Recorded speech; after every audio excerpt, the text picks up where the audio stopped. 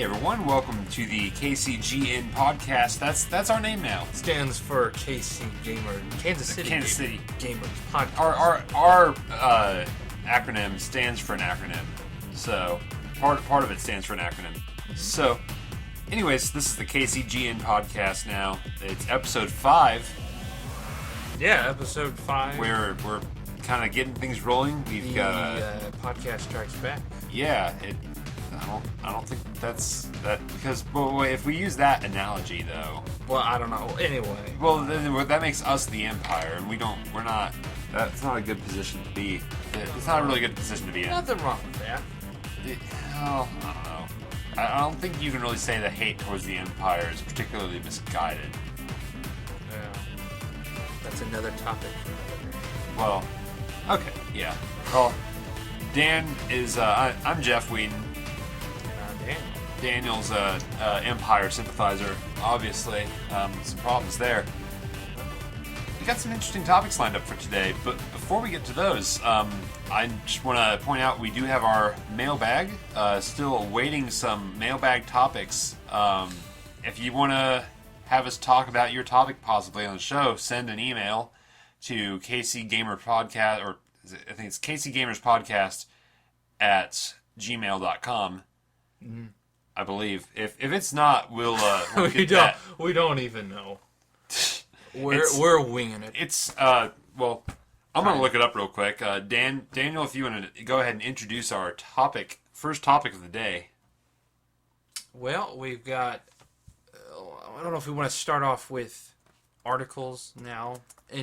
We should probably do our news stuff first because I want to talk about Nintendo not having Zelda Wii U on their 2016 release schedule. That was I guess Gamenesia, a website that I have no faith in. They are somehow worse than Kotaku as far as editing quality goes. It's like, I don't know, every time I go to that website, it looks like they're trying their darndest to be like Kotaku. Which, I don't know, it doesn't seem like a very good thing to strive for. Nah, well, Kotaku's getting sued too, aren't they? That's I don't really know the full details on that, so I feel like probably not the best idea to talk about that right now. But no, I ain't going I do want to point out the email, if you guys want to send in mailbag topics, is KCGamersNetwork at gmail.com. That's KCGamersNetwork at gmail.com. Easy to memorize, don't you think? Oh yeah. So, anyways, Nintendo took. You were telling me Nintendo took Zelda for the Wii U off of their 2016 release schedule. Though I think they were saying that was it ever on? I think it was at one point. But they did say that there's a chance that they might have to delay it, and then I think this is pretty much a good possibility of that. I feel like they're going to make an official announcement eventually. They've been kind of quiet since Iwata kind of passed away. Yeah. And I don't know what to think of it. I'm not...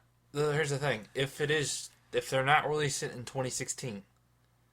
that's not going to be good for their fans at all. Well, they have Star Fox coming out in 2016, which a lot of people are excited most people, they want Zelda U. A lot of people I know, they bought that just for Zelda. And, Zelda is going to come out for it, obviously, but, I mean, the idea here, of course, is that, they bought it for, the whole, full HD Zelda, where is it?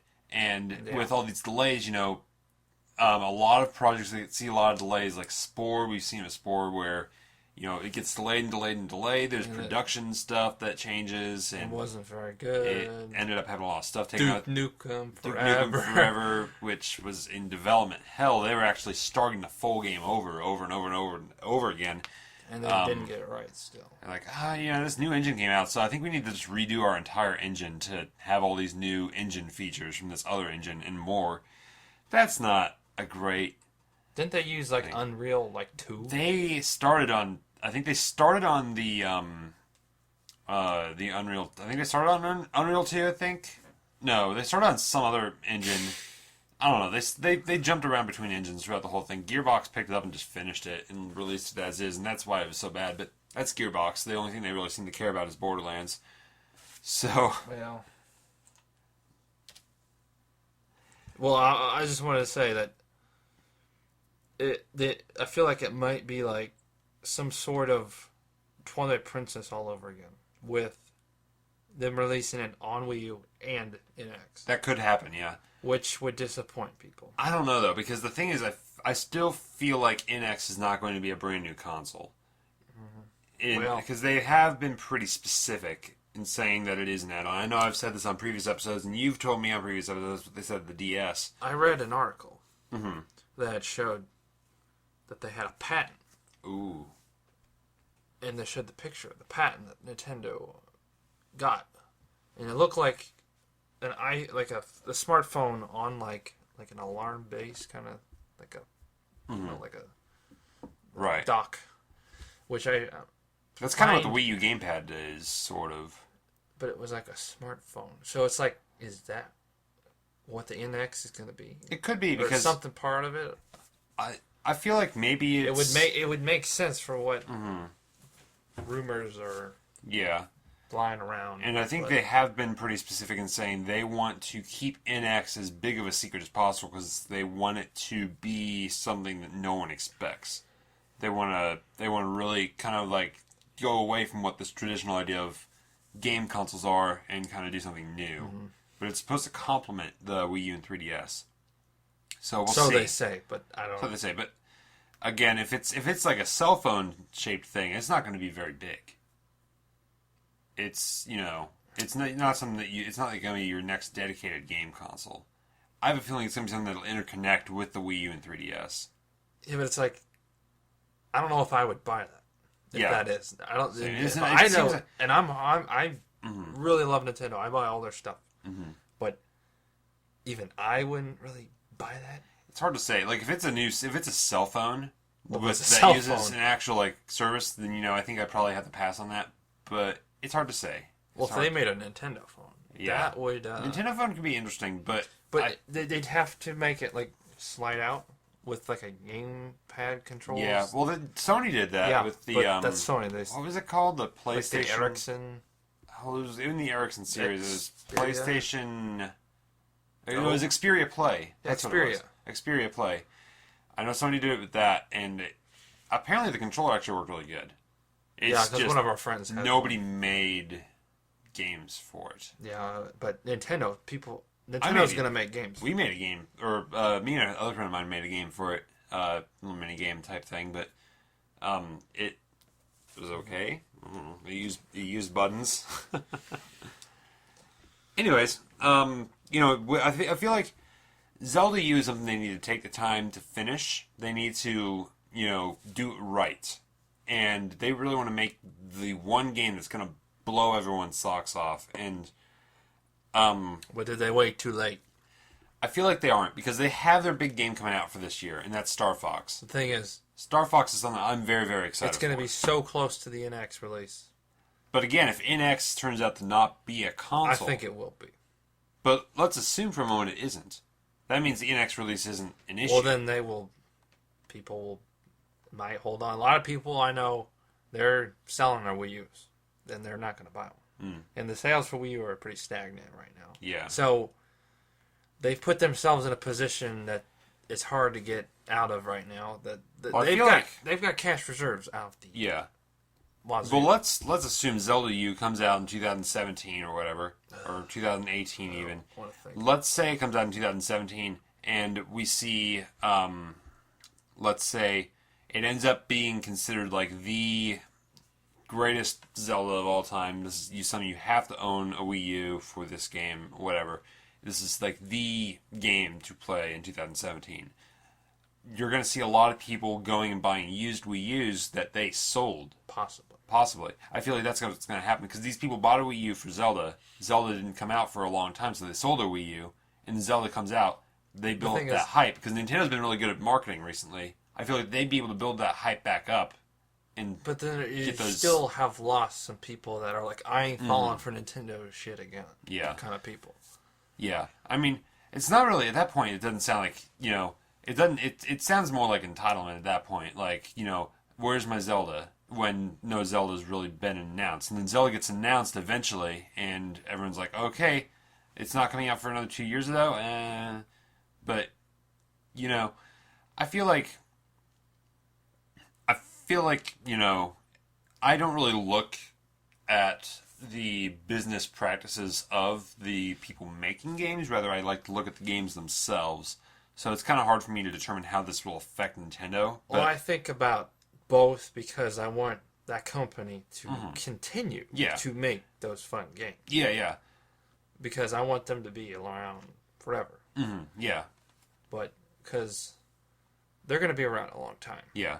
I mean, the thing is, they have games other than Zelda coming out that are big, big killer app titles. They're still pushing out like weekly. But I think, but is it enough? They're pushing out bi-weekly updates for Splatoon, I think, which has sold, I think, over 1 million copies now. Yeah, they did a fantastic job with Splatoon. Splatoon, I feel horrible saying it. I've not had a chance to. But I've played it much. a few times. I own it.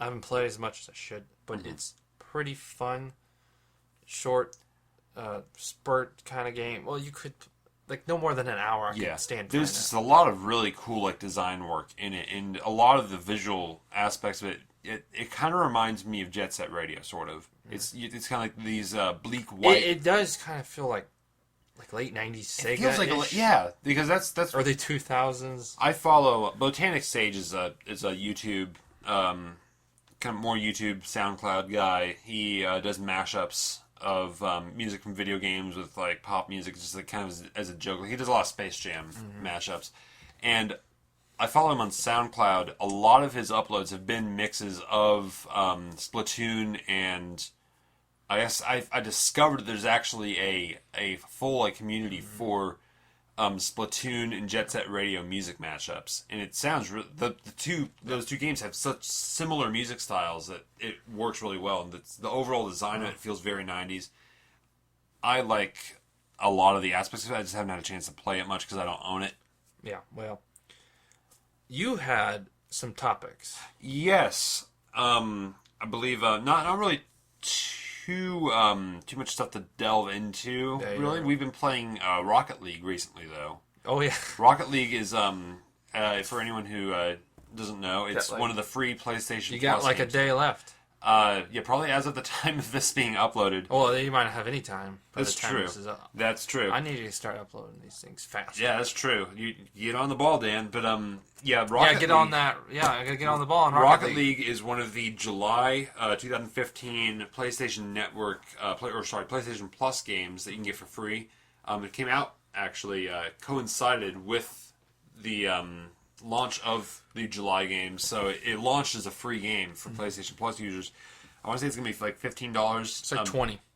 Yeah, it's also available on Steam for $20 as well for PC. There's cross-platform multiplayer. I'd say it's worth 20. It's definitely worth 20. We've gotten so much enjoyment. The premise is you're driving a car and you're playing soccer with cars, and it is so much fun.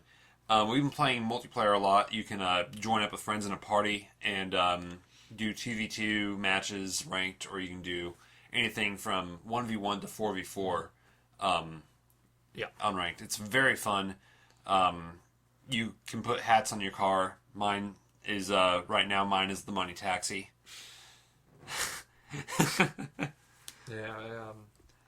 Dan, what are your thoughts on Rocket League as a whole? I think it's fun. Because it's a game. It's one of the rare games that you've played that are not MLB. I'm in the World Series right now in MLB. For anyone that gives a crap. In my 3 online leagues I'm in, I'm way too obsessed with that game. I can't stop. I should retire after I win the whole thing.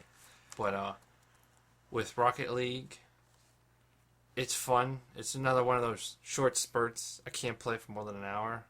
Because you pick it up, I gotta play some Rocket League. It's a quick game, play. Yeah. Go play more MLB. It's an easy cycle. While you wait.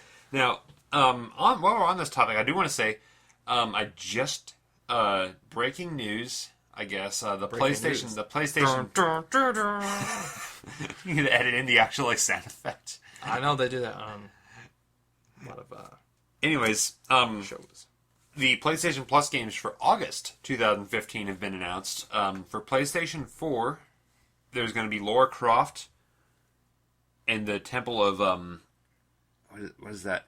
The Temple of That game's been Osiris. in like every freaking Yeah, like Xbox did it. that's a top-down isometric. I played it. Kind of, is it? It's a co-op thing, right? I don't know. I played the single player. It was all right. Okay. It seems like it'd be a lot of fun with co-op since it's. I assume there's some puzzle solving stuff. Yeah, it is puzzle solving. It sounds like it'd be a lot of fun with co-op. I'm gonna give that a try. It's free, so why wouldn't I? I mean, I got it on an Xbox 360 too. It's got Limbo on PS4. Limbo is pretty I have old. that. Limbo's a pretty old game though, isn't it? For a few years.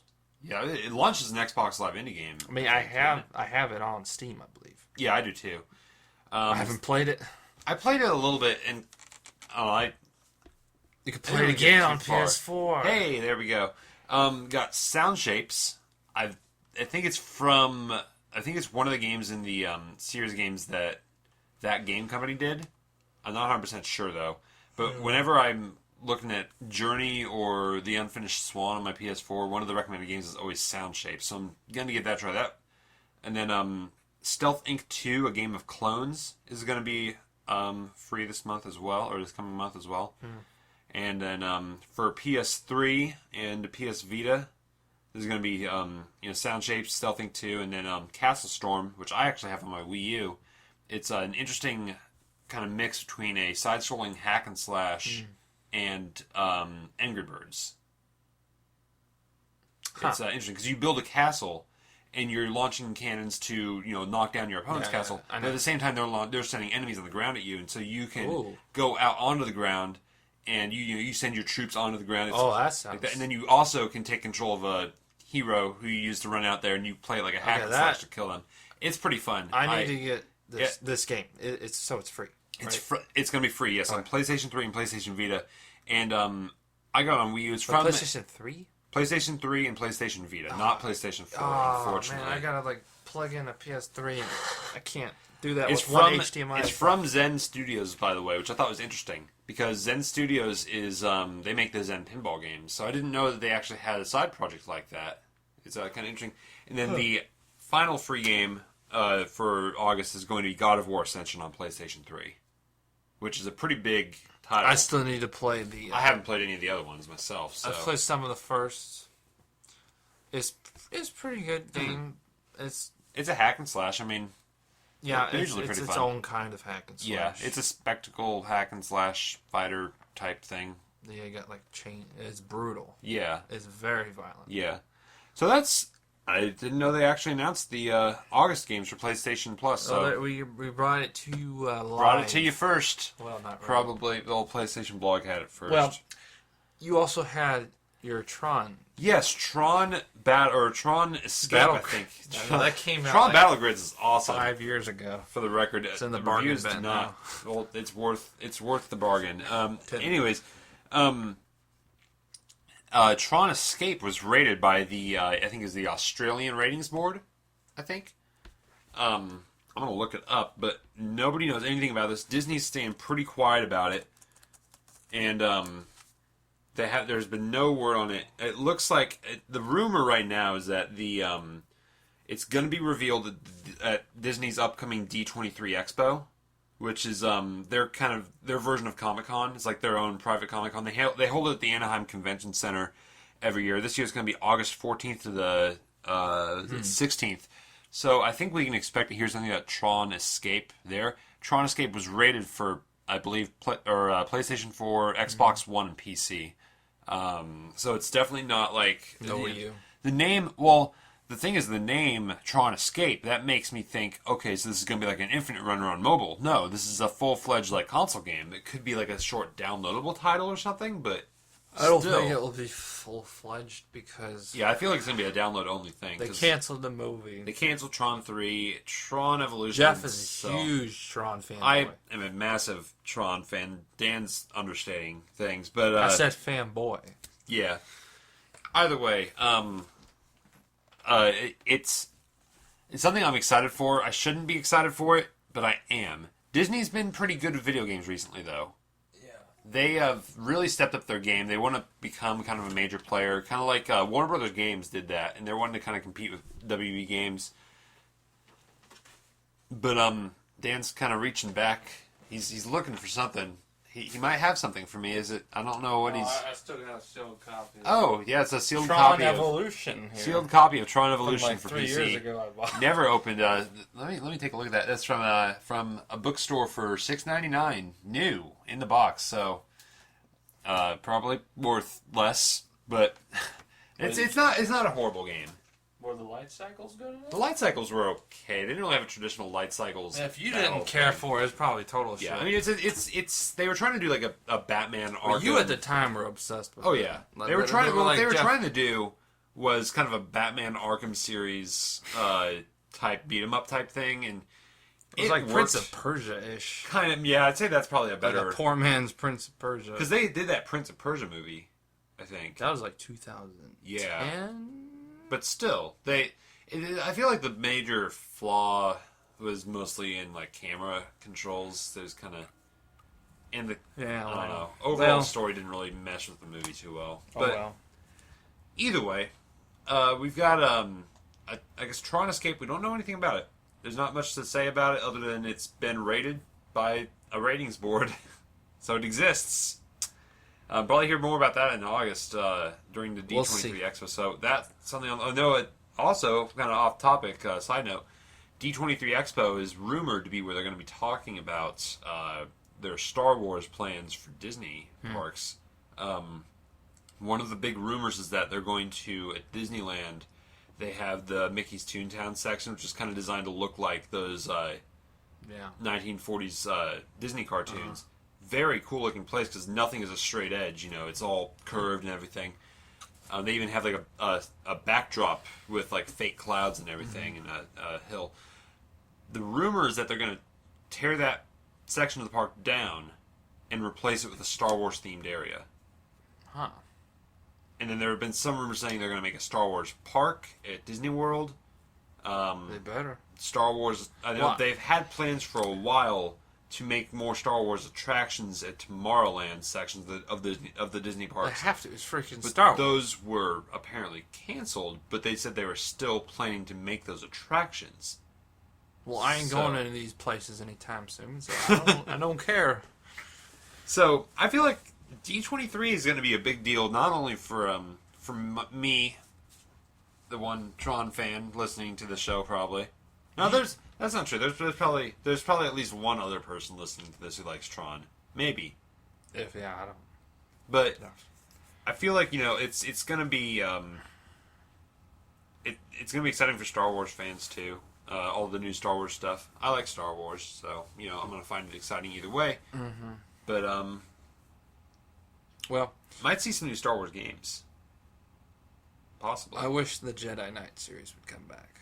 EA owns. That was made at Activision. It was I think. made by Activision, Yeah. which Raven made it. Raven Studios, yeah, which It's is been Activision studio. 12 years since Yeah, the Jedi Academy and was with the last one. with EA holding those exclusive rights for Star Wars. Not a chance going to see that game ever again. Yeah. Well, maybe. Well, it's not infinite exclusive rights. It's temporary, but Yeah, I just doubt. Those games were so fantastic. my favorite is Star Wars Trilogy Arcade. That is the best one. Talking about just home console, or not consoles, I want to see a home port of Star Wars Trilogy Arcade. but that game, the Jedi Knight series, Mm-hmm. was just so fantastic. Like, it started off with Dark Forces, Yeah. which was like a Doom kind of game, but Star Wars. It was good. Then they went to Dark Forces 2, or they call it Jedi Knight Dark Forces 2, and that had like live action cutscenes Yeah. with There was that 90s CGI. That was a big thing with a lot of Star Wars games at the time. I know I had Rebel Assault 2 Yeah, and Rebel Assault. Rebel Assault is kind of like an FMV focused rail shooter, kind of like Star Wars or Star Fox, sort of. Dan's holding a boxed copy of it right now. and I've also got Dark Forces. He got it in the original box for $3. Nice. Yeah, that's it's Yeah, Yeah, I think it's like the floppies. Yeah, well, I want to say it was. It can't be floppies. I thought it was. No, on it's CD. CDs. Yeah, Man. because the thing is, it's FMVs, so that'd be too much data for floppies. Oh yeah, that's way too. But there was Rebel Assault 2 on PlayStation 1, and it had these. It had support for the Time Crisis gun, and there were parts of the game where you would be holding off against a stormtrooper, a stormtrooper regiment, and you would use the light gun to shoot at the enemies on the screen. And then for the rest of the game, you're flying the Millennium Falcon or whatever through these FMV pre-rendered videos or whatever. There's a lot of great Star Wars games. Oh yeah, you got Pod yeah. Racer. Oh, like I want a new Pod Racer. I am very excited for. We might have to figure out how to do some streaming stuff because I do want to do a stream of Battlefront. That could be Battlefront. That could be fun. That's the mainstream Star Wars game that everybody's played. It's good. I don't think it's the greatest. Oh yeah. And the newest one, it's got some issues looking like it. Yeah. But I feel like I was very skeptical about it, and then I saw the E3 gameplay, and I was like, okay, so they are addressing a lot of the issues that people have been bringing up about it. A lot of the rumors have kind of been addressed. I'm hoping they'll expand into the prequels too. Because that would be nice. I feel like, me personally, I don't really have as big of a connection to the prequels because I never saw them. I've seen episode 1, but we still need to. More of a Star Trek. They were gonna fan. There's no good Star Trek games anymore. They had it, so they were gonna do all the Star movies. Wars used to be where it was at with video games. You see a Star Wars game, you know that is a good game. TIE Fighter. Then you X-Wing. Then there were like the Star Trek games, which every 1 in 10 is okay. But because they're not kind of game. Because it's Star Trek. Star Trek. Honestly, the thing is, the problem is 90% of it's talking on a ship. Well, the thing is, Star Trek talking on a ship. It's a TV drama, and the problem with Star Trek is the video game genre that fits into the best is a point-and-click adventure game, which is kind of a dead genre. Yeah. Point-and-click adventure and there's some comeback coming with some indie strategy and point-and-click adventure is those like the two genres that Star Trek can fit into perfectly, and nobody wants to make either of those games. Instead, we've got Star Trek Timelines. I think is their next big Star Trek game. Yeah, I've never really seen Star Trek, so I don't. They're doing one of those stupid free-to-play mobile games where that looked terrible. It's not looking great. You'd have to buy it. So many microtransactions it's one of the things where you just sit and wait for it goes so slow unless you buy crap. Now, Trexels was something that looked like it had some potential. It ended up just being another Tiny Tower clone. It wasn't that great. I think I'm thinking of Trexels. Trexels. Well, I don't know. They're all crap. Yeah. I don't care. They're all mobile games. They're not. We're talking about good Star Wars games here. Good Star Wars games. Now, I played a lot of Battlefront on Xbox, Battlefront 2 on PS2 with my brother, and good memories of those.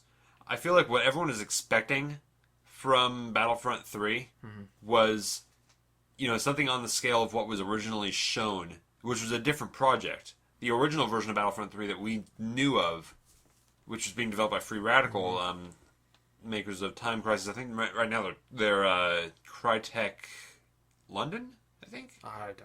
They're Crytek UK, that's what they are. They did the multiplayer for Crysis 2.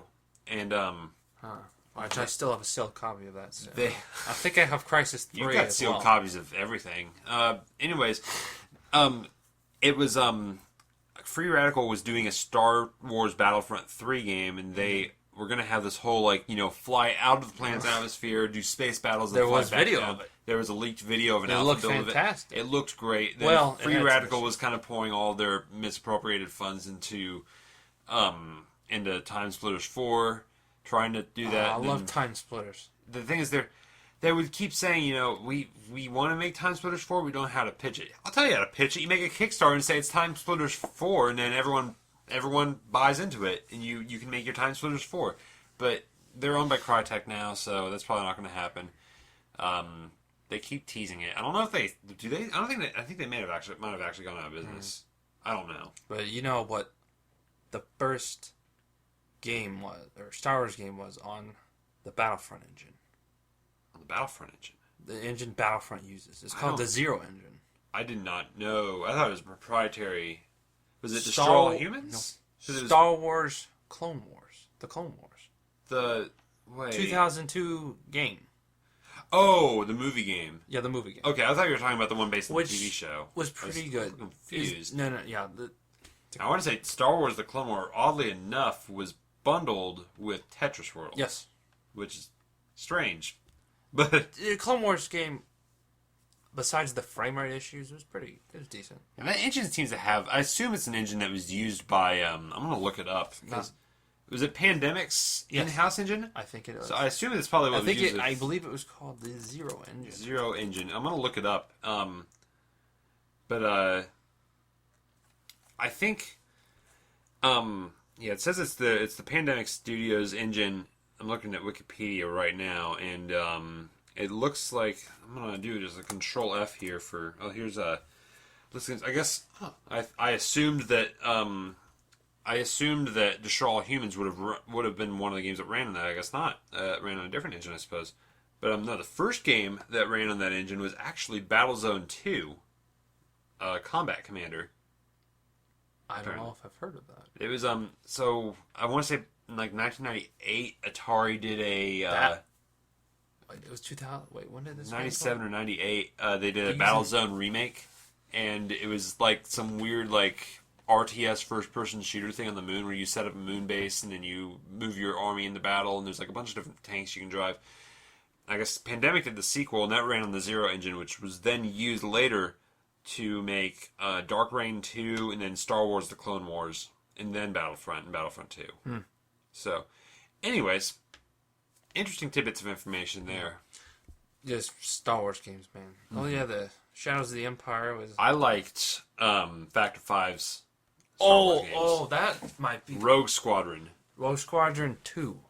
I liked Rogue Squadron 3. I felt I always felt 3 was the best value of the 3 because it contained all 2 as a co-op campaign. Yeah, you couldn't play it single player though. You couldn't, which is a strange oversight. But I guess if you one want to play it single player, you buy the Rogue game. Squadron 2. Was worth nothing at that time. It was like $5, but it's like the best It's launch game. It is so amazing. Third-party launch game I've ever played. Oh my gosh, there was a cheat code where you could play as a 1960s like convertible. Like there is no game that made you feel like you were attacking the Death Star. I guess while we're talking about Rogue Squadron 2, because that opened up on a pretty high note. It opened up with the Death Star battle from the end of Episode 4, and then the whole game after that takes place between Episodes 4 and 5. It's just... I feel like, oh my gosh, because Rogue Squadron 2, while we're talking about Rogue Squadron, Factor 5 was apparently working on Rogue Squadron Legacy. It got canceled, though, when LucasArts went out of business, but it was going to be a compilation of a remastering of all the Rogue Squadron games for the Wii. Apparently, it was it was going to be one of the best-looking Wii games, according to the developer. Factor 5 knows how to use they were going to, it was going to be a remake. What I'd be most interested in is the remake of the original Rogue Squadron, because that was an N64 game. They're redoing that from the ground up. Yeah, that game was also That's like good. all new graphics. Like that game and everything. took advantage of the expansion pack. Yeah, that was an N64 game and it was also on PC actually. I had it on PC. Used the joystick for that. But Rogue Squadron Legacy was apparently going to support a wide variety of control inputs. Apparently, they said that you would basically be able to play the game however, in any way that you want. Like, you could point the Wii remote at the screen, use it as a pointer to kind of guide your X-Wing, or I think they said there was going to be a mode where you would use the Wii remote as a...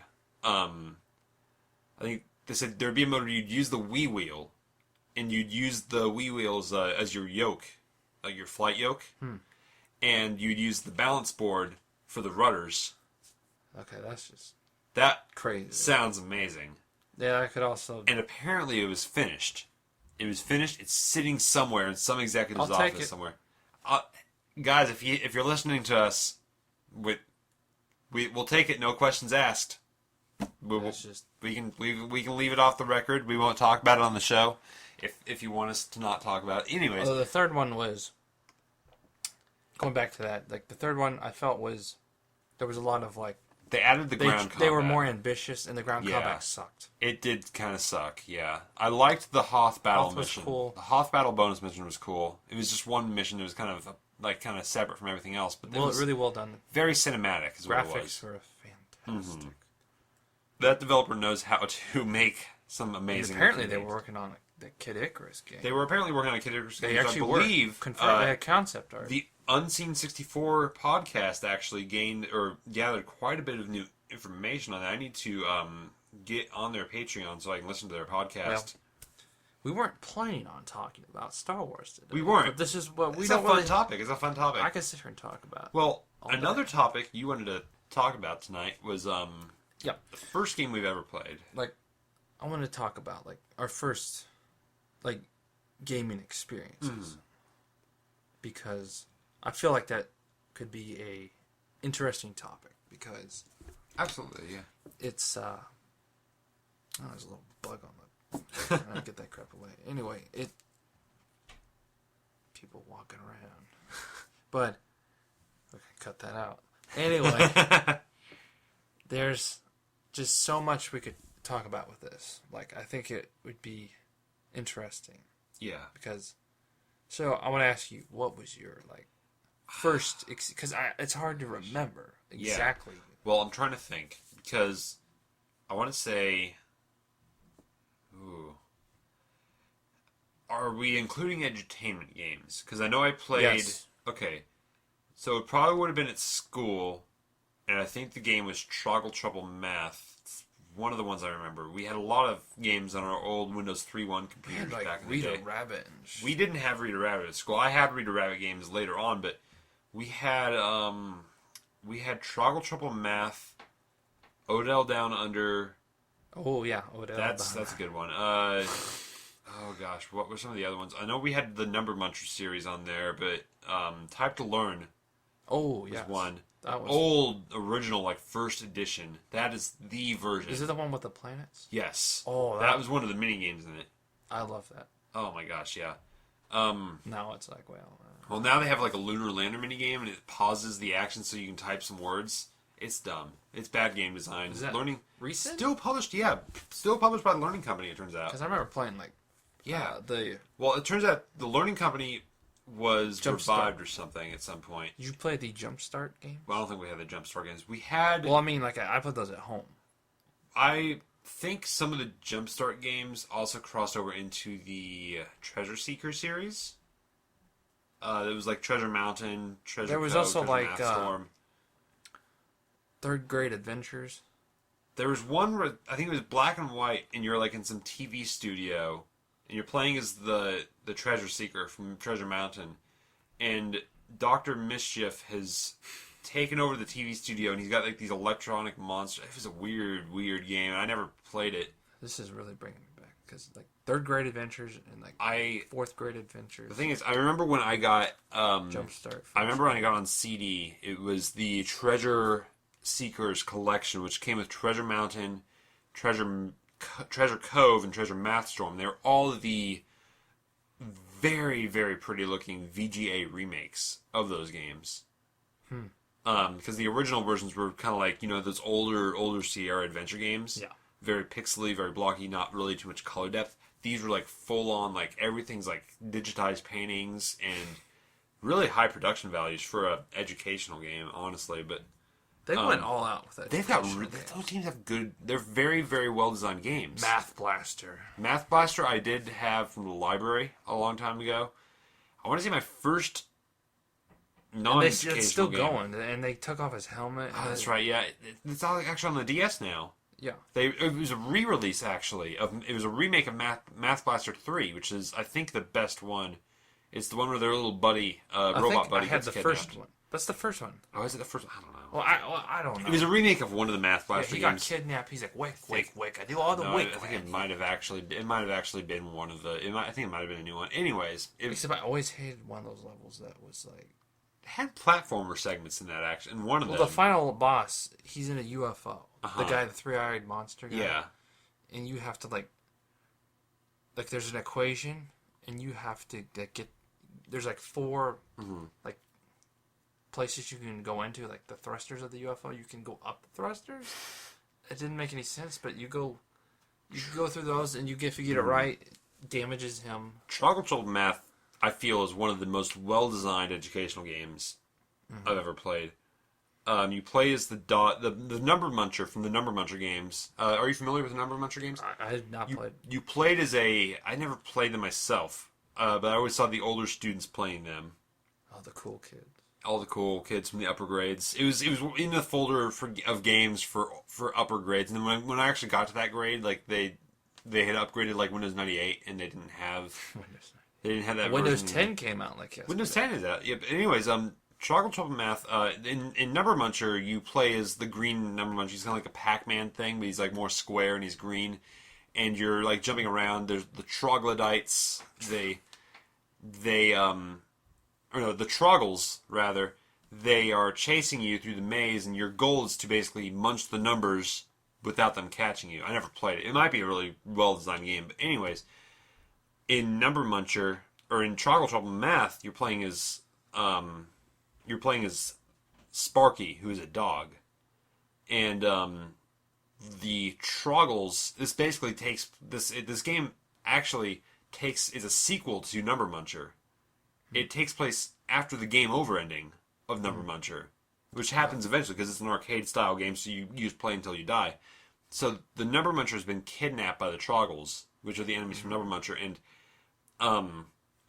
you, as Sparky the dog, have been sent out to save the Number Muncher. So you have to basically collect clues to find out where they've taken the Number Muncher, and you catch like quick glimpses of him as you're playing through the levels. But you can't actually catch it. It's like a top-down, very simple 2D game. Incredible design with like the story and everything. But the way the gameplay works is you're going through the level, you're trying to find the clues. There's the clues hidden is like in some random area in the level. No, if I recall, I think you went in a cage and you'd solve a bunch of math problems. And then when you went out, there'd be a chest, and there's a chance it might have the clue. Or it just had like a power-up. But as you're going to these caves, the Troggles are also jumping around the level. And when you go into the when you're going around the level, the Troggles will eventually kind of home in on your location, and they Dan just like walked behind me. He's like going, no, don't. Oh, he's leaving the room. I think he might be taking a bathroom break. Anyways, I'm gonna keep talking about Chocolate Trouble Math. I'm gonna wait for Dan to get back because this is an extended off-air time. I don't know what he's going upstairs. Maybe bathroom break. Maybe he's grabbing something relevant. Anyways, I'm going to keep talking. The Troggles would home in on you, and when they got near you, you would put up a force field, and you had to come up with a math equation using provided mathematical symbols that would Okay, I'm back. Oh, Dan just got back. I'm alive. So, anyways, we might have to cut some stuff out. God. The way it worked was you would be walking through the levels, and the Troggles would home in on you. And when they got to you, you put up your force field. Uh-huh. And if you put it up too late, they would just knock you down and take some of your dog treats, and that was your health. So you put your shield up, and you're given like you're given one of the four mathematical symbols, and you have to type in a math equation that equals the number of Troggles that are surrounding you. And the more complex your equation was, the more points you would get. Yeah. Very, very cool design. Yeah, and back to the topic of we went off on like a little tangent of educational. Yes. But things, anyways, but the first game, like not educational game I played was, I think it was either the Toy Story video game or Descent. I think I share something in common there. The Descent. For me, it was either, I can't remember if it was like the old, because we had like Windows 95. Mm. And we had all these DOS games. But you can still play through Windows 95. You just have to restart into DOS mode. Yeah, we had DOS mode. We had a lot. I can't remember if the first game I played was like Descent, Doom, or Warcraft 2. Or I can't remember if it was that or like those old pinball DOS games. I remember I tennis, also had Leisure Suit Larry. I had a game called... I got started off on hardcore shit. I was playing Doom. I think there actually wasn't any nudity in Leisure Suit Larry. I think there was. There was just a bunch of sexual innuendo. There was never actually any nudity. There was one instance. From what I've read, I don't know. I haven't had a chance to play it. But I had a game called Hugo's House of Horrors, actually. But I don't spooky. think... It was like one of those spoopy AF type things. Like kind of a parody of other spooky type stuff. Mm-hmm. And it's kind of a Sierra-style adventure game.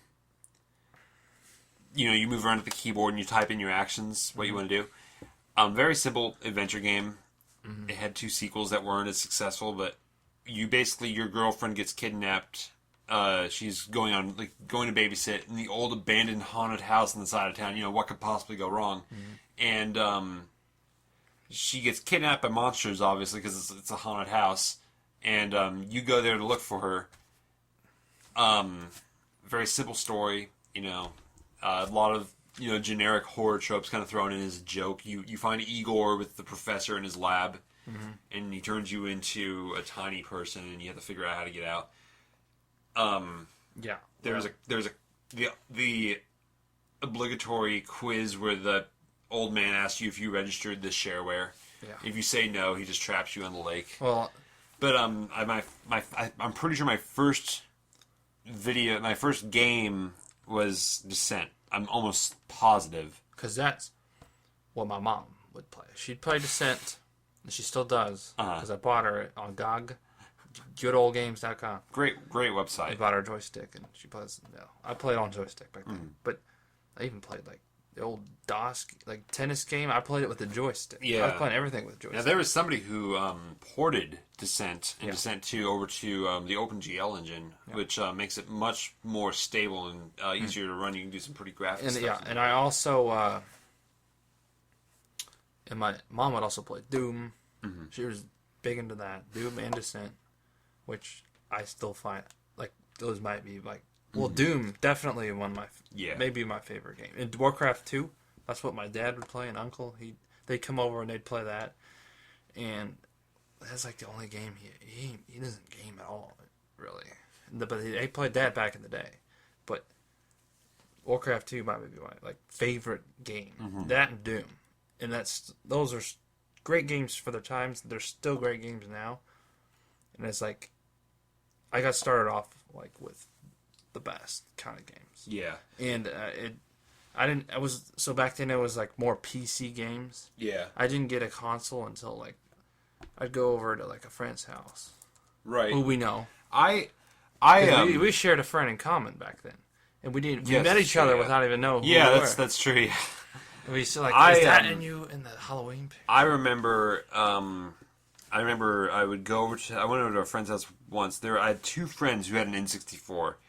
And I saw Super Mario 64 2 times when I was younger. Didn't get an N64 until I was junior high. That was my first game system, I think. And it was way after the N64. When was that? Oh gosh, it would have been way after. It was while the GameCube. That's 2003, 2004. I got a GameCube shortly after that, in that same year.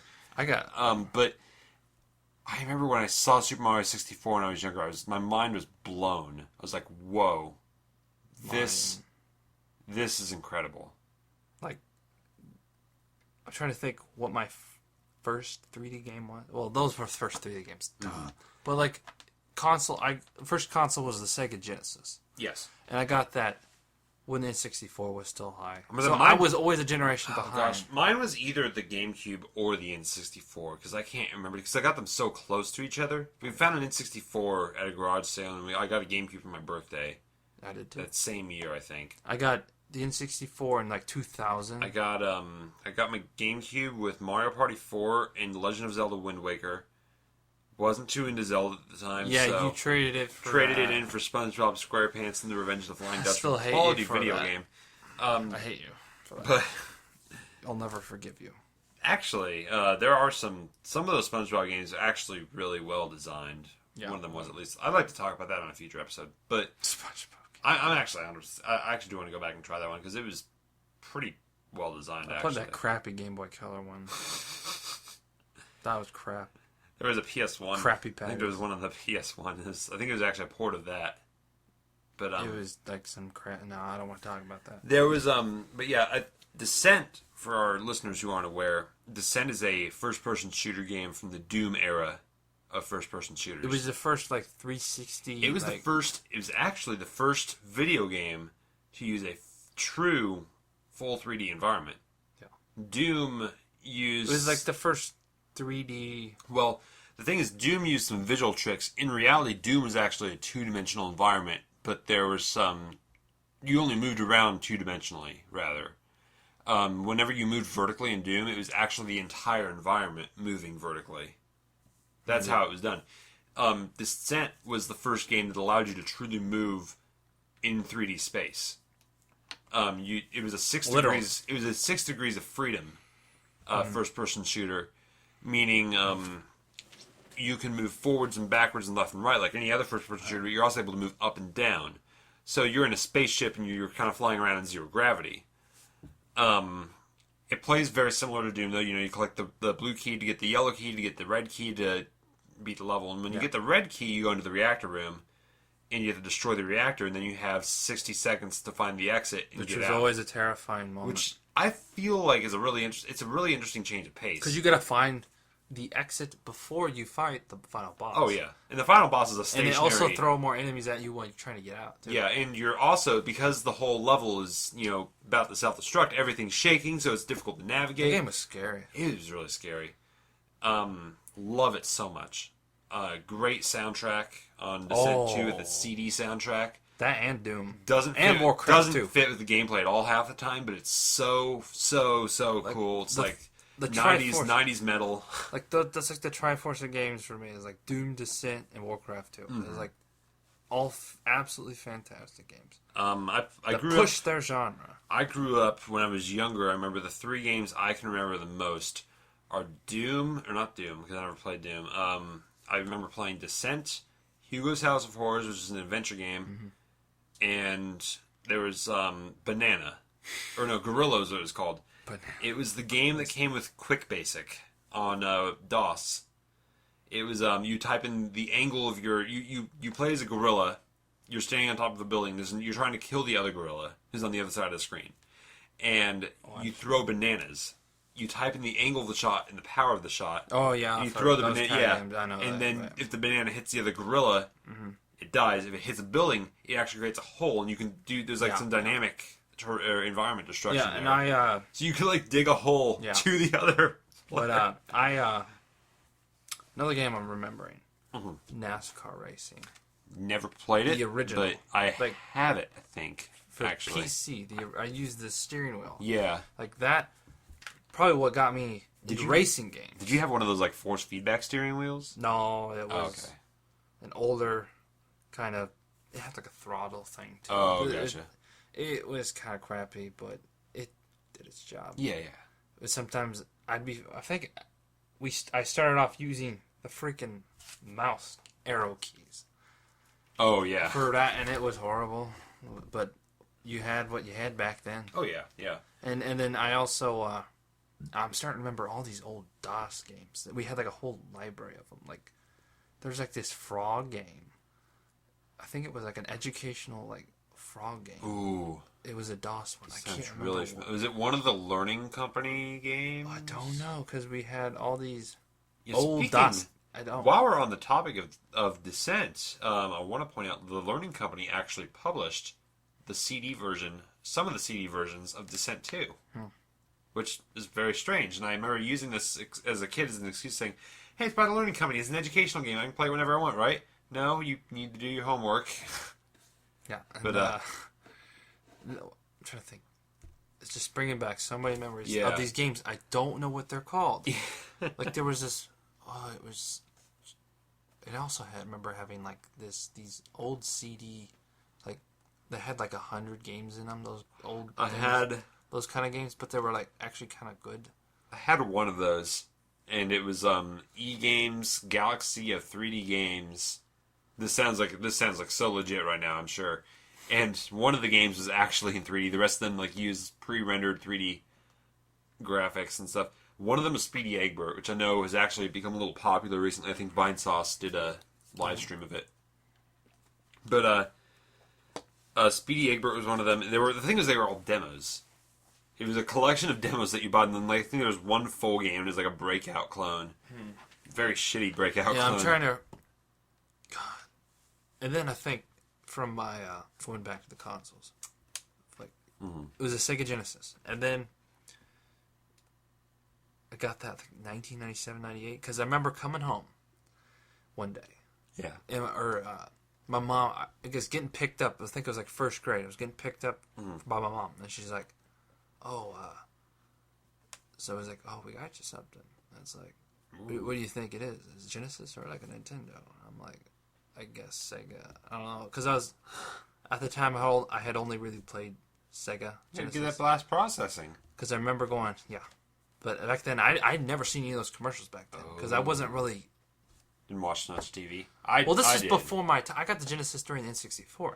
So that's probably why. This is kind of before my time. I watched a lot of TV as a kid. No, I did too. Cartoon Network and Nickelodeon. But they didn't show it. I didn't care much for Disney Channel. But yeah, I didn't until I was a teenager. I started watching Disney Channel with like those live action shit. Oh god.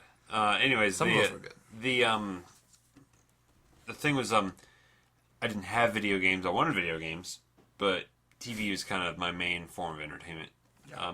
Roller Coaster Tycoon, I remember, was you one. You weren't allowed to watch Courage the Cowardly Dog. I was not. Probably for very, very good reasons. But no, it's a fantastic show. Some disturbing shit. It is some disturbing shit, but it's good. It's good disturbing shit. It's on Netflix. Watch it. Oh yeah, it is on Netflix. Anyways, but yeah, I remember Roller Coaster Tycoon was another big game for me when I was younger. Oh yeah, I played that. I played that too. Didn't care much for Roller Coaster Tycoon 3, but I remember getting Roller Coaster Tycoon 2 from a book sale. Six Flags. The Scholastic sales. The Scholastic sales. The thing is, all the games I'd ever get from the Scholastic sales would always be like they'd mess up my computer. That was weird. It was like they were all like corrupted or something. I don't know. My parents never wanted me playing any of them. Well, yeah, and I got Asteroids from one of the Asteroids remake that they did. That was really good. Really? Because they had a bunch of different ship types you could choose from. I got some crappy Pong remake. I love the Pong remake. You can shut your mouth. We're gonna have to have a tournament. Yeah, but of Pong. Like the Scholastic ones that give you those crappy. Yeah. I mean, at the time you might have liked it, but it's like after you play real games, after you play real games. In 64, I got that. Like Pong. And going back to the story, I got the Sega Genesis. Yeah. Because I want to tell this story. Because I want to tell like the story. Did you get your Sega Genesis at like KB Toys? Is that what it was? I don't know. I don't know. Now. I came home. Yeah. And I walk into the room, and the thing's all set up, and it's playing a game. Nice. Like, it was playing, like, Tasmanian Devil game. And I'm just like, oh my fucking god. I walked into my room on my birthday way back when, and there was a TV in there, and I was like, whoa, I have a TV in my room now. And it was covered in wrapping paper. There was, like, wrapping paper coming down from the TV and covering a table in front of it. And on that table was a GameCube. It was on the TV was the GameCube menu. And I was like, wow. I don't know where they got it. I think it was bought with a bunch of games. They had a bunch of games with it. Mm-hmm. And, yeah, that was that story. The Genesis. And I was like, love that. Then I got N64. Yeah. And we actually bought this at Walmart because it was like $100. Yeah. And I got those those colored ones. Like the orange one. I got the orange one sitting right over there. And I get that. And I think the first game I got with that was Smash Brothers. Oh, yeah. Oh, and that game. Oh, I'd play that at other people's houses. That game. Oh, my God. And then the story of how I, like, this is my story of, like, the first Zelda game I played. Yeah. Like, I didn't know what, like, we went to a pawn shop. And I look in there. It's off to a good start. There's a cartridge that says Zelda on it for N64, and I'm like, I haven't really I just had pictures or a video of my mind of some kid on a horse, and I'm like, I vaguely knew what the hell it was. I didn't really know what the hell it was. Yeah. I'm like, I get this game. It was Zelda Ocarina of Time. Yeah. And my life was changed forever. Because that game... Unlike me, I traded it in for SpongeBob. Like, little did I know, I just bought... Ocarina of Time, not Wind Waker. Well, yeah. Little did I know... Similar story with me. Little did I know I bought, what is considered, the greatest game You ever. have, the hero lives ending, and you have, the hero defeats Ganon ending, and I have the hero dies ending. And then I got SpongeBob. Then the next one was the GameCube.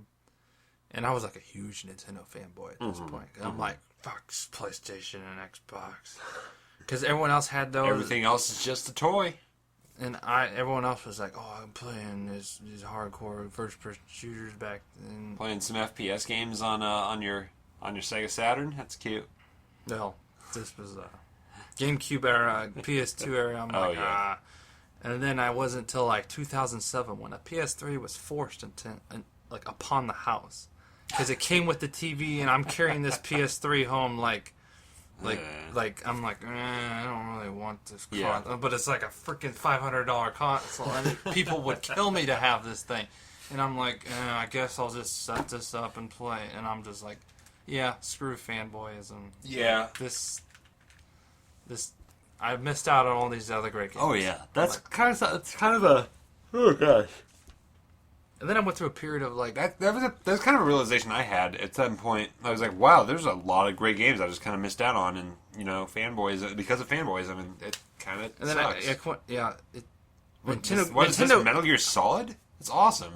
Yeah, I was so biased. I would tape out Sony logos that were on the TVs. I'd tape them out, and I'd go to a friend's house, and they'd be playing PlayStation 2, and I'd refuse to play it. I wouldn't touch the controller. Yeah. I was that. It Racist. was that freaking bad. And I'm like, God, that was so stupid back then. I remember I used to play a lot of games on PC, but I always liked the games because the thing is, a lot of my PC games were more of games where you click somewhere and your character moves there. It was more, I think I had more RTS games and point-and-click adventures, and I was at that point where it was I've played a lot of these kind of games, but I only have 2 games where I actually have direct control over my character. And it was kind of a fascination with me, because I remember watching a friend of mine play Super Mario 64 during his birthday. Yeah. And I was like, wow, this is incredible. I want to play something like this. And it wouldn't be until many, many years later that I'd be able to actually play it. But that was something that always fascinated me. Games where you have direct control over your character. And because it was just something that was a rarity for me at the time on my computer. And so games like the Toy Story 2 action game, which is a great was that game. That was the one that was Super Mario 64. You played as Buzz Lightyear. Oh, I had the Genesis one. Toy Story. No, you're thinking of Toy Story 1. I said the Toy Story 2 game. Yeah, I never played that one. The Toy Story 2 one is Super Mario 64. You're going around these very, very big open environments. Yeah. And they're all to scale, because you're playing as a toy, obviously. Yeah. So, very, very clever environmental design. There's one, I think the final boss is actually on the plane from the end of Toy Story 2. And you're in the cargo bay and everything's rolling around. But it was such a well-designed game, very fun. Super Mario 64 kind of platform where you're collecting the Pizza Planet tokens instead of stars. But Toy Story, the Toy Story action game is also very, very good. It's pretty similar across platforms. I had it on PC. Great game. You had this kind of Donkey Kong Country style. That's what the original Toy Story 1 was like that. It was Donkey Kong Country style graphics. The movie? The movie game. Oh, yeah, I'm talking about the movie game, yeah. Oh, yeah. That game was... Yeah, that's what I'm talking about. The game had these digitized CGI graphics. They were the actual models from the movies. They looked fantastic. Yeah, the developer... I thought they were the background looked like it was 3D. Yeah, the developer... Well, it was 3D, partially. They had some parallax. It looked like legit 3D. Oh, yeah, some of the background is the actually... Sega Genesis can do this? Yeah, it was old. Yeah, and it's awesome. I mean, like there were so many. There were some levels that there was actually a first-person level. Yes. In that, I never got to it. I did. I had to skip that level on the PC version because I couldn't beat it. I think I did, because that level was creepy. I had to use a cheat code. That was a claw machine level, right? Yes. I couldn't get past the first part where the claws like Man, trying to, I need to because get I couldn't this figure game. out I couldn't figure out what the rules were. I couldn't figure out like how you're supposed to play it. I think there, Because the claws come down trying to kidnap the little green men, and if I was just trying to, I was like, okay, so I remember The in the game movie, was so in the hard. movie they're like throwing the little green men at the claw to try and get it so the Buzz doesn't get caught, but Buzz would get caught every time, and like maybe my Woody's like trying to God. hit it with his whip. I don't know, it's weird. that game was so That was the hard only level. That was the only level that I had trouble with, and I couldn't figure out how to beat it. The internet wasn't really a thing at the time, so there weren't really walkthroughs yet. So Well, I yeah, I used the cheat code and I skipped it. Yeah, there was that, and then after that, I found the you would go around and I found the save. Brady Games strategy guide, unofficial, unauthorized strategy guide later in a game store, EB Games, I think, at the time is what we had, and they had the strategy guide. I read through the part of the strategy guide telling me how to beat the levels. Like, oh well, I feel And then stupid. I want to talk about like how like first experience with like handheld game. Game Boy Color. The Game Boy Color was my first. Game Boy Color was my first. Except mine came on an unfortunate incident on our, like it was, so it was 2001, Yeah. and we were gonna go fly. I was gonna fly for the first time Yeah. to Denver That doesn't sound like on it September 12th, 2001. Yeah, that doesn't sound like something that would have really.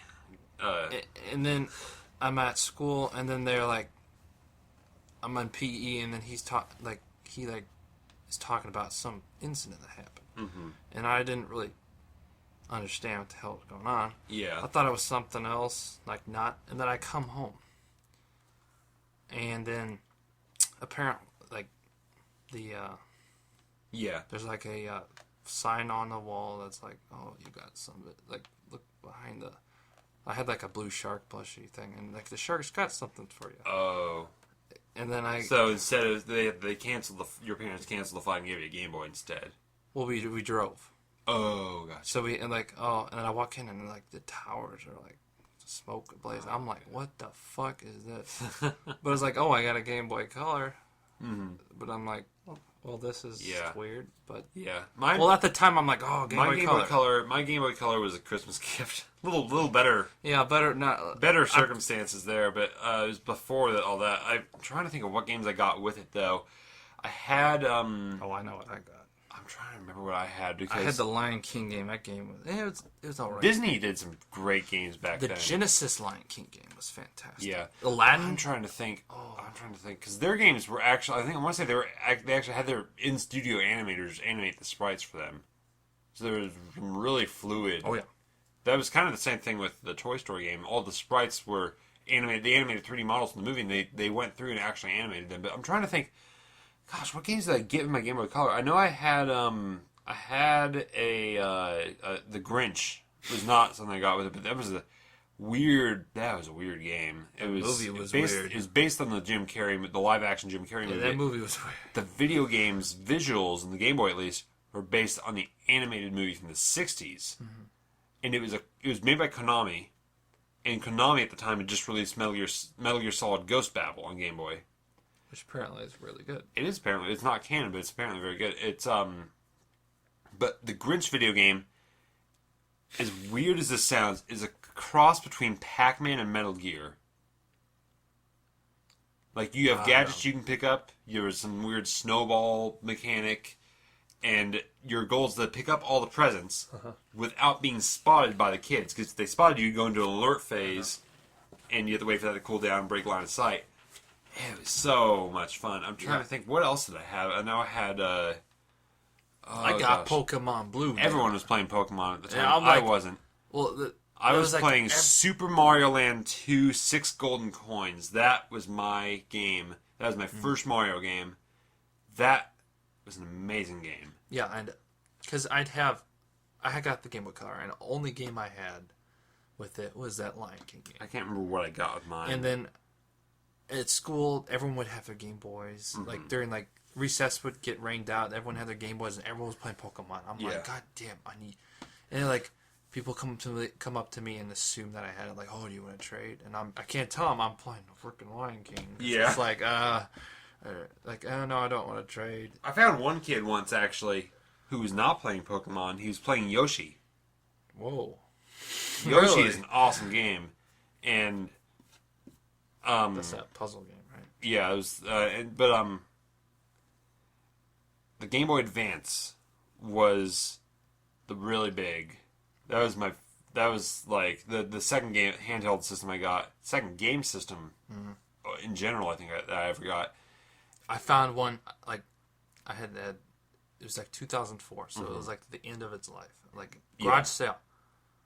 And I'm like, I found one. It was $10, Nice. and I'm like, oh, finally. But then it's like the damn thing, the screen doesn't light up, and I'm like, I want a freaking SP, damn it. Yeah, I got my Game Boy Advance with Mario Kart Super Circuit.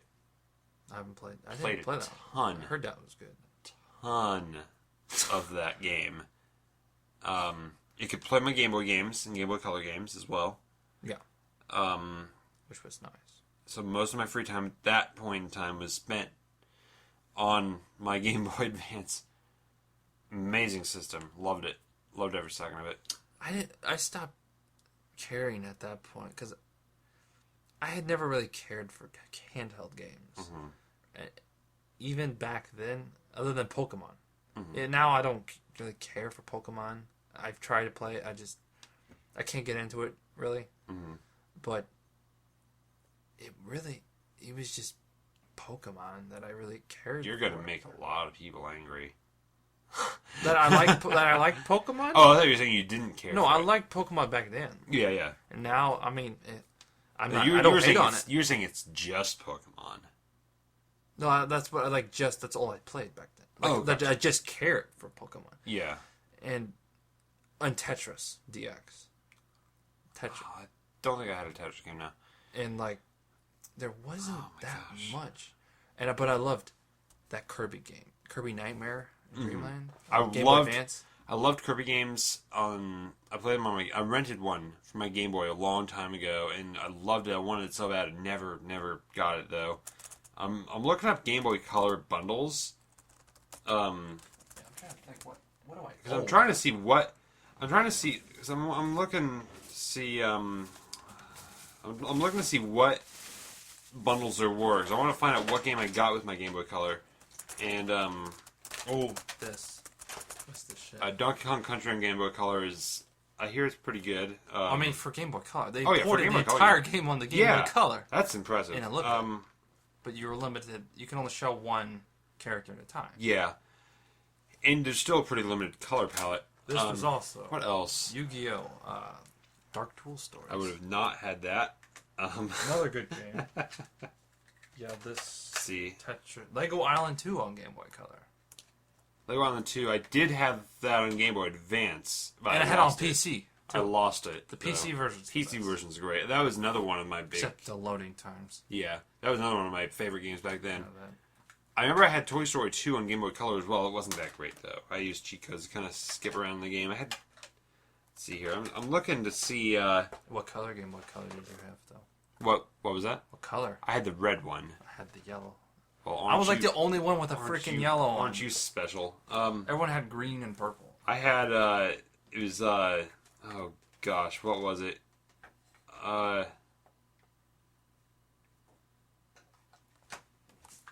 I think it was the cherry one. I think is what it was called. But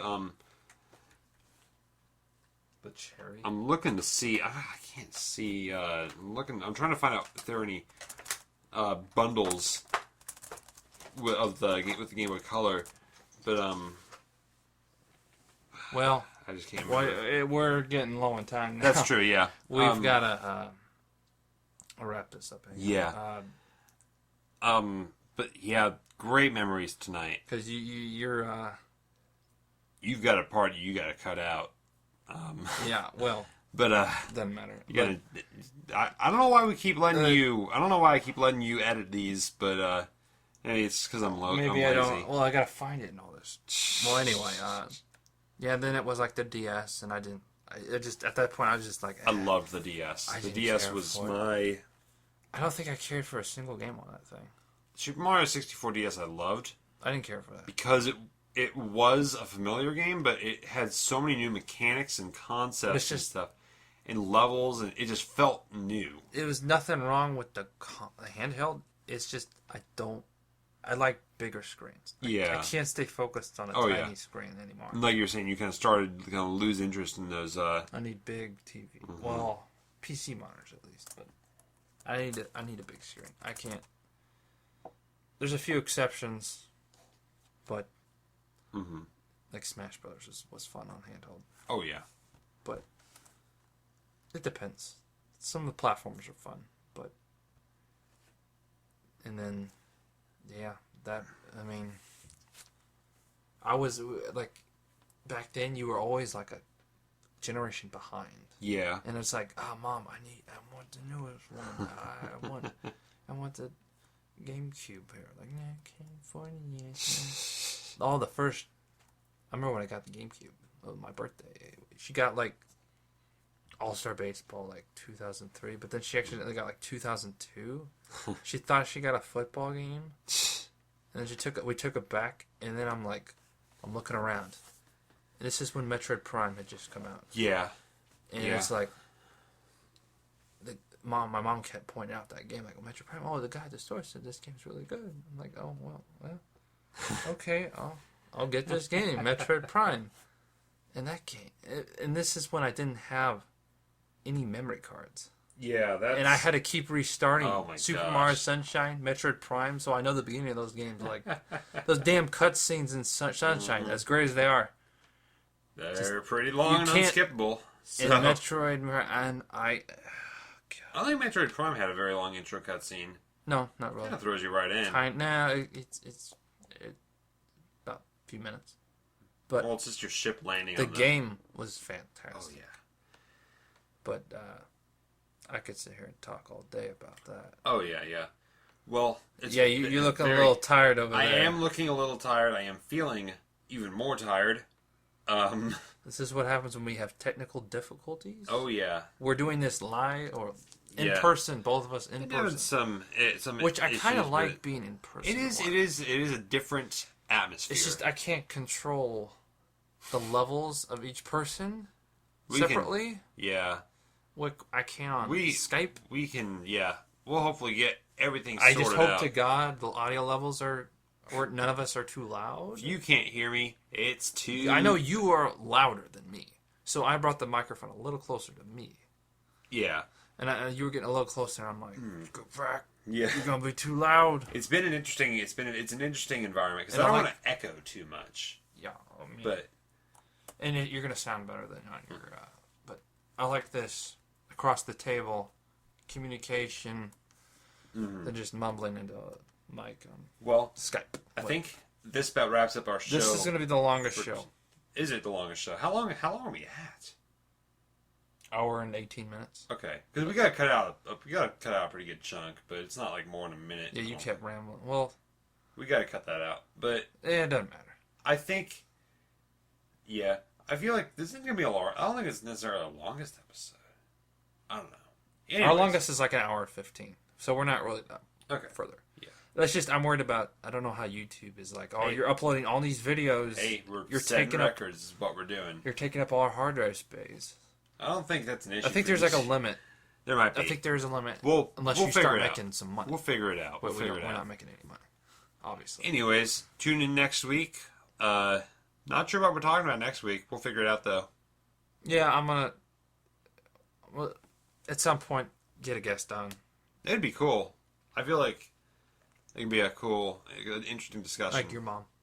No. Anyways, guys, that's our show for tonight. Thanks for listening. I don't know why I keep letting Dan edit these, but he really wants there to be a clip of me saying "cut" at the end. It's probably going to cut out here. I don't know where. I think we're still recording, right? Yeah. Okay. Well, I haven't said my outro. Well, you say your outro then. Well, thanks for listening you guys, and see you next week. We can. What you have me? What are you doing over there, Jeff? Yeah, what's going on that way? I don't have something on my neck. What are you like? Trying to signal the cut? Are you trying to? Anyway. Thanks for listening. It's the joys of recording a podcast All live. 3 of our listeners. Face to face. If you're a listener, send an email to our mailbag at KC I think Gamers like Network. the average span of people listening is like 2 minutes, and they're like, okay, shit. But, Hopefully not. we're just doing this for fun. I'm not expecting giant followings, but hopefully we get there. Is that so, Dan? Oh, damn it. Well, gotta cut that out. Well, who cares? It happens. We went all this time without that. Anyway, thanks for listening. Hope you tune in next week. I just screamed into the microphone really close. Yes, you did. You clipped. There you go. Clipped. I'm gonna cut that out because that's gonna be great. Anyway, thanks for listening. That's the end of our show. So long. Farewell. I'm not gonna say it.